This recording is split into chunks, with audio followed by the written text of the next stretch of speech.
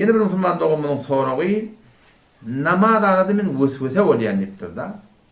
Alham okudum mu okumadım mı? Başa gaýrap duranýar.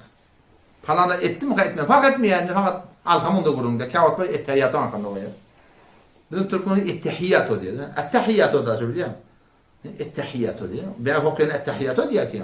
Ettehiyyatı manasy ýok. Ettehiyyatı diýerler. Onu ordan şol ettehiyyatı manasy ýanşypdyr. Okudum mu okumadım mı? 3-nji mi, 4-nji mi? Bilýärmi? Şu namazın içinde şeýle bir ýagdaýda ortaga gelende, eger bir adam awwalky defesinde bolup durmasa, evvelin bar, awwalky alham okudum mu okumadım diýipdi o.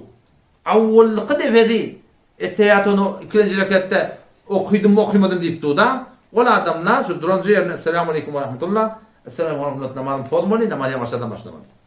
Ýok, wagtyn bolýar. Käde bolýar. Onun şonu namazy başa gaýrapdy. O näme etmeli? Zanny galyp diye. Gümenin köpü neydi? Gümenin köpü. Okudum mu okumadım mı? Belliğine bellidi bilmeyen olmuyor. Biliyor musun? Bellidi bilmeyen olmuyor. Ona şol var. Okumadan kalmalı. Hemen 3 rekat mı 4 rekat mı? Şu ağzından tutmalı şunu. Şimdi biliyor musun? 2 oğlum 3 oğlum. Bilsene git çabilen. Bilmedin mi şu ağzından tutmalı, ağzına secde etmeli. Alham da şeyde bildin mi? Ağzına secde edersin. Bilmedin mi? Bilmeden beni şol bilmem o okuymadım. Okuymadım. Otan var yerine ahırda secde etmeli.